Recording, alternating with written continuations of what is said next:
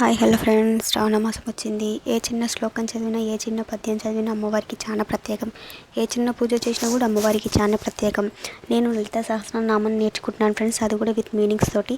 నాలా నేర్చుకోవాలనుకున్న వారికి ఈ వీడియో ఉపయోగపడుతుందని నేను లలితా సహస్రనామం రోజుకో శ్లోకం దాని అర్థాలు నేను నేర్చుకుంటున్నాను. మీకు కూడా నేర్పుదామని అనుకుంటున్నాను ఫ్రెండ్స్. నాలా నేర్చుకోవాలనుకున్న వారికి ఈ వీడియో ఉపయోగపడుతుంది. ముందుగా మనం లలితమ్మ గురించి కొన్ని విషయాలు తెలుసుకుందాం. లలిత సహస్రనామం ఎందుకు వచ్చిందో కూడా తెలుసుకుందాం.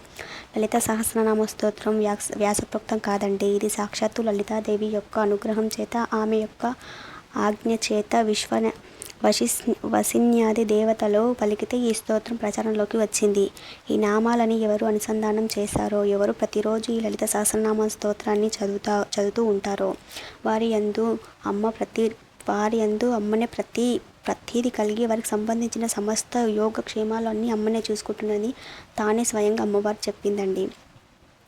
కాబట్టి కలియుగంలో మనకి లలితా సహస్రనామం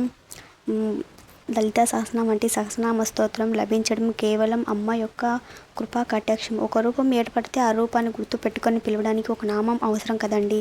మనసుతో పలకాలి. లలితా సహస్రనామ స్తోత్రం చదవడం అంటే లలితా సహస్రనామాన్ని నేర్చుకొని కొన్నాళ్ళకి నోటితో అప్పచెప్పడం కాదండి.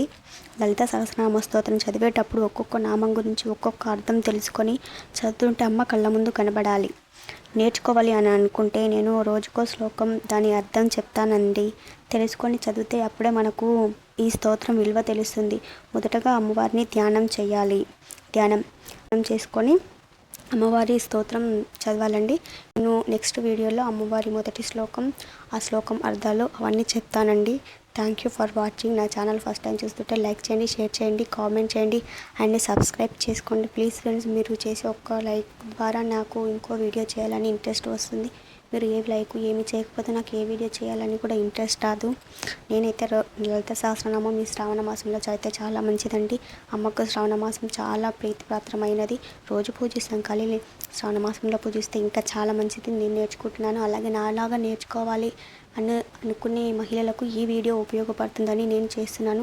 లలిత సహస్రనామం నేను ప్రతి ఒక్క నామం అర్థం చెప్తాను. దాని మీనింగ్ అన్నీ మంచిగా అర్థం తెలుసుకొని లలిత సహస్రనామం నేర్చుకుంటే చాలా మంచిదండి, చాలా మంచిది.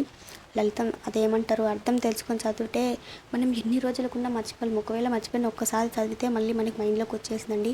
అర్థం తెలుసుకోకుండా ఏదో చదివితే అది ఎన్ని రోజులు చదివినా మనకు గుర్తుండిపోదు. అర్థం తెలుసుకొని చదివితే గుర్తుంటుంది. థ్యాంక్ యూ ఫర్ వాచింగ్ అండి. కరుణాం తరంగితాక్షిం ధృతపాశాంకుశపుష్పబాణచాపం అనిమాదాభిరావృతం మయూఖ్యైర్హమిత్యేవ విభావయే విభవానీం.